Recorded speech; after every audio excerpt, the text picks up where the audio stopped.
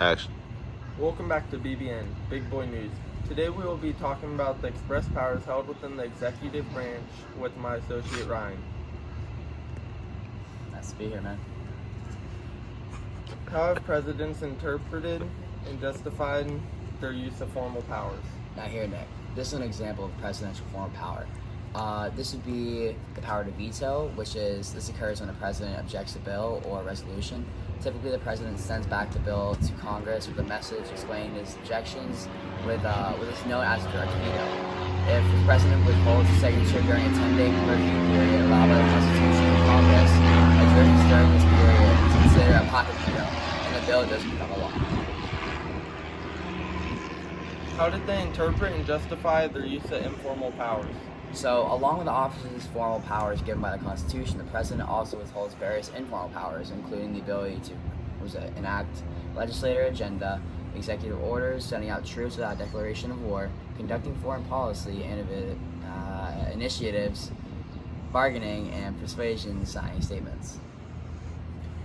How is a single executive justified in our government? So when looking at a previous document of Federalist Number 70, written by Alexander Hamilton, this argued that unity within the executive branch is the main ingredient for both energy and safety, and that energy arises from proceedings of a single person characterized by decision, activity, secrecy, and dispatch, while safety was the unitary executive's unconcealed accountability of the people.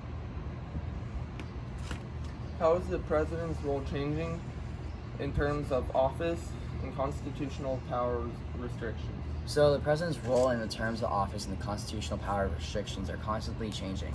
However, some restrictions that have been put into place include the passage of the 22nd Amendment, which states no person shall be elected to office as president more than twice, no person has been acted as president or held office for more than 2 years in a term and hold office again. Another document, the War Powers Act, passed in 1973, limits the president's powers to deploy U.S. armed forces. Every president since Nixon has been concerned with the War Powers Act and the encouragement of the roles as commander-in-chief of the armed forces. What are some different perspectives on the presidential role in terms of limited to more expansive interpretation and use of powers? So the president's powers have expanded over time by passing laws and also expanded the role of the federal government. Regardless of what powers the president is granted,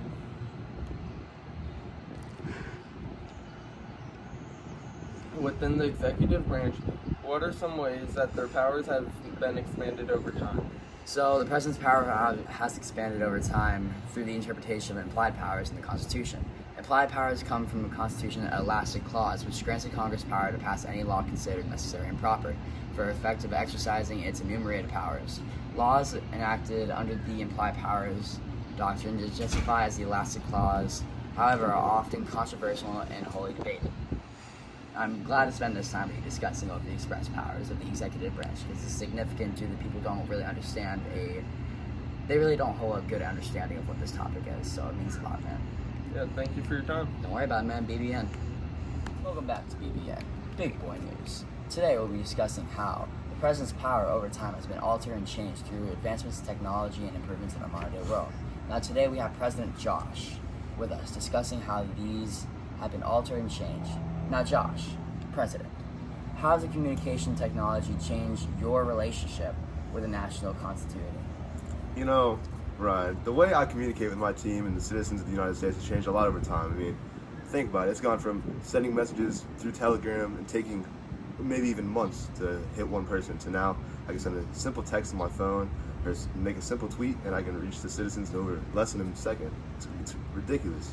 I mean, like if say I wanted to record a video and post it and let the citizens know what's going on in the White House or on a formal issue, I can post it right there and the citizens will have all the information they need. My communication with the foreign powers has also changed a lot since I can just send a message through social media or just text or call them up. I mean, it's way simpler now due to the improvements of technology. So today you believe that technology actually enacts and improves communication within the president along with the people and the supporters. Absolutely, but there is some downsides. You know, people will always find a way to hack. You can always hack technology. I mean, back then in telegraph days, you can't really do a lot like that. But now, I mean, there's downsides, there's upsides, there's downsides to it. But mostly upsides. I mean, my communication it used to go from here, and now it's all the way up here. It's insane.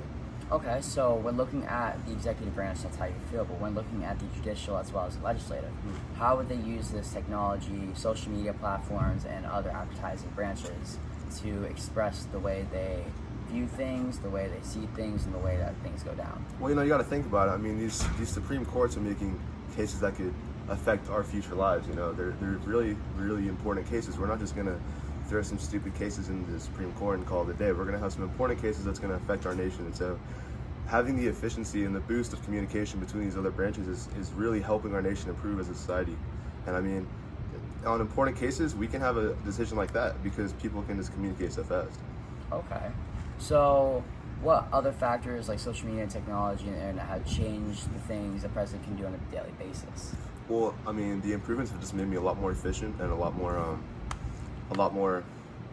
fulfilling of my role. I mean, I can, instead of waiting for a message for weeks, right now someone can give me a message and I can just roll through with it. I mean, I can act much faster upon my role.